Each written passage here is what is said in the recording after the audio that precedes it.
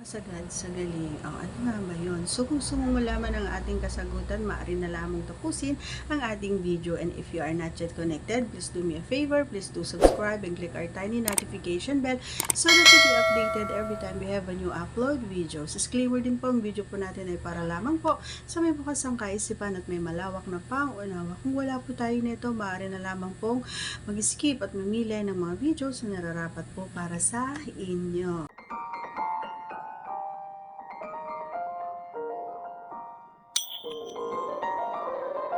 Alright. So, bakit ko nga nasabi iyon? 'Di ba? Alam niyo kasi mga idol, minsan, pag sobrang nagagawa ko ito, no, kahit siya nagagawa ko rin ito pag sobrang yung pag bumibilis na yung paggalaw niya, and kahit ako kapag bumibilis na yung paggalaw ko ay talaga naman na hindi ko namamalayan.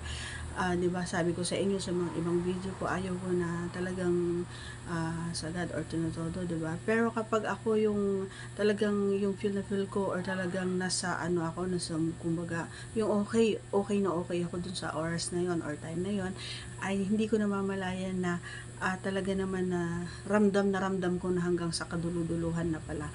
So, wala naman akong ibang masabi kundi masaya, masarap, and na-enjoy ko yung moment na yon. And ganun din naman siya. Lalo, alam nyo kasi, na-experience ko ito every time na kapag malapit na ako. And kahit siya, kapag malapit na, ikaw ba, idol, paano mo, or kailan mo na-experience, or kailan mo na nagagawa ito na talagang yung best mo talagang tinutodo mo or sinasagad mo na para lang maramdaman mo. Kasi nga parang alam mo kapag kalahati or hanggang sa bungad lang, parang hindi mo feel, so kailangan mo ganun talaga. So lalong-lalo na kapag yung malapit ka ng malabas, 'di ba?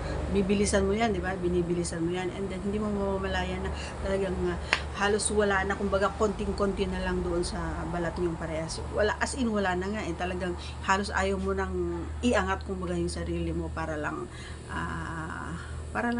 magtrabaho ulit, 'di ba? Ganun yung ibig ko sabihin. Kapag kasi naando na sa loob, parang ayaw mo nang alisin, lalong-lalo na kapag sobrang na siya, yung sobrang tigas na, and hindi ko alam kung nararamdaman ng mga ninyo na sobrang basa or sobrang ang dami ng katas na lumalabas din sa kapareha nyo. Kasi alam ko sa kapareha ko nararamdaman niya yun, kaya minsan halos ayaw niya na akong pagalawin. Gusto niya ganun na lang, kaya yung iikot-ikot ko na lang yung sarili ko para maramdaman niya. Kasi minsan hindi natin maiwasan yung minsan bigla na lang lumalambot, ganon. So para maiwasan namin yon, ay hindi na lang ako gumagalaw, or gumagalaw man ako pero parang umiikot-ikot lang, kumbaga yung ganon na nasa loob. So may possibility na tumigas ulit. Okay? So that's all for today's video, mga idol. Once again, if you are not yet connected, please do subscribe and click our tiny notification bell so that you'll be updated every time we have a new upload videos. Thanks for watching, everyone. See you again on our next vlog. Bye!